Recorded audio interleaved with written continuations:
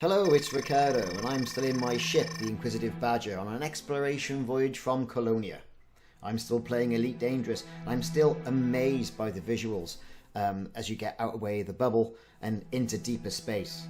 Now, this system has a few points of interest. Not only has it got spectacular visuals in regards to the planets and the ringed planets in system, but the Kylol system, and all these details will be in the comments, also has a nebula called the Blue Whale Nebula, and it has volcanic geysers on the planet. Now, the planet you want is planet 2EA, so that's 2 Echo Alpha. And again, I'll put all these details in the comment section.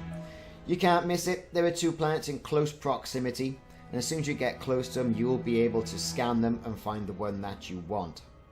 Once you go into the planet's pull and start your descent towards the surface, you will not be able to miss that Blue Whale Nebula. Now, is it blue?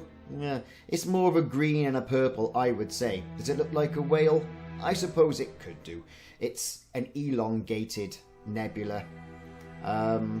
Bit of an oval, I would say. So yeah, it could be construed as a whale. So the descent is not a problem. It's a low gravity world, I would say, and even though it's got rocky terrain, that will help you once you get into your SRV and hit the planet's surface. As you get closer and closer to the surface, that nebula does become more and more apparent in the sky.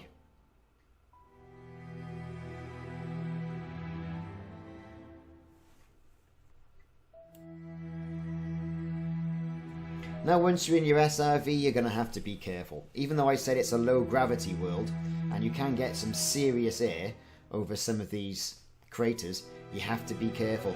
You are going to incur a lot of damage. If you haven't got the right materials to synthesize an SRV repair, you're going to find yourself in a world of hurt. However, I was able to jump across quite a few of these massive canyons. Got some serious air, 4 pips to thrusters and engines in the SRV, and I was able to glide across like a veritable Evel Knievel. Now, the coordinates of the geyser field are plus 45.92 and plus 46.94.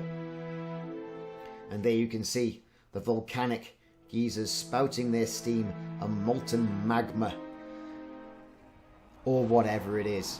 Now, in addition to this as well, it's quite interesting to note that once you get down into that crater where these geysers are, is that you are going to be able to find some materials, and some rare materials as well. I found polonium, technetium, and things like that.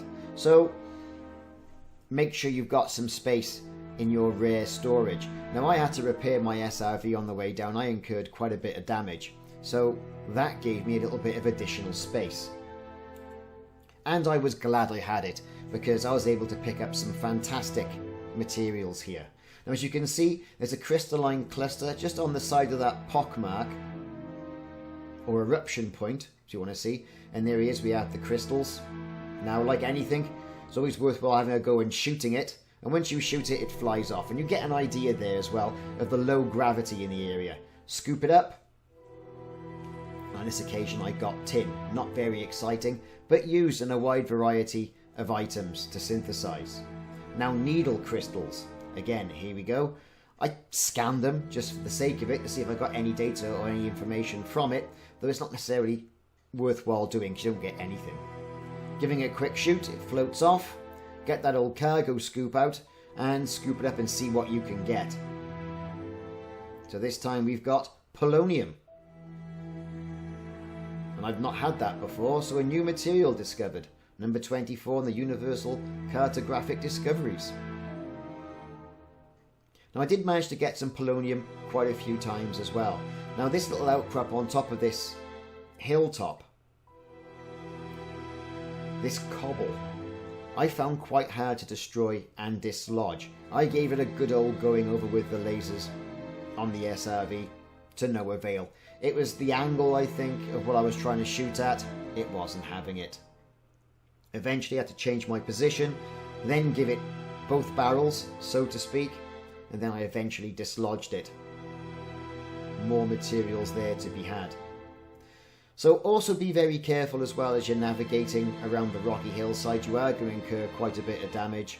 And if something starts to erupt, some of the geysers do start to erupt. If you're too close, you are going to incur a lot of heat damage. So it's worthwhile keeping an eye that you're not just parked in the middle of this geyser field, because you're going to damage your SRV. And if you haven't got enough materials, then you're going to have to get back to the nearest base, which is going to be pretty much Jack's station.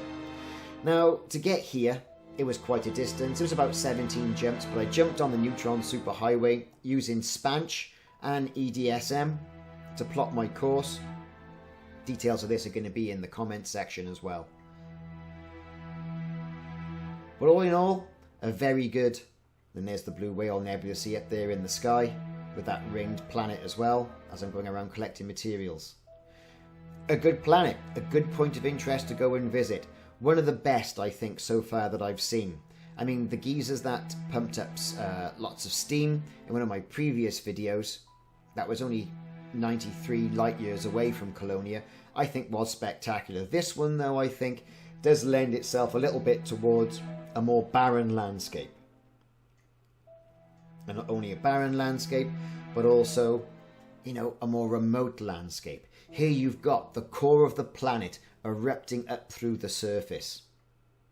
Well, that's my opinion anyway. But hey, if anything, you're going to get some rare materials, so it's worthwhile getting around there, collecting them, shooting out those cobbles, those needle-line crystals, scooping them up, and then seeing exactly what you've got. And here you've got some spectacular visuals of an eruption point.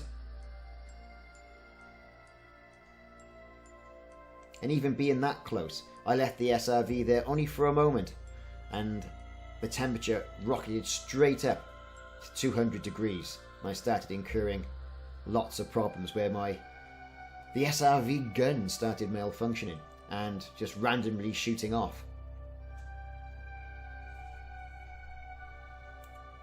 So for those of you who are out in the area, it's a worthwhile stop-off point.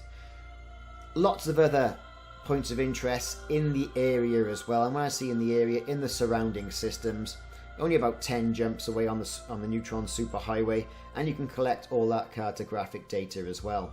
And I think those people who turn around and say that Elite is 5 miles wide and only like 2 inches deep, well, obviously they haven't been out this far and seen all the work that Frontier have put in to the planetary design. So, I've been Ricardo, and this has been Elite Dangerous. This has been the Blue Whale Nebula Geysers. It's worthwhile a good look if you're in the area, and if not, then hey, you've got this video to look forward to. Please check out for more videos in my series, in my exploration around the Colonia area, and I'll see you soon.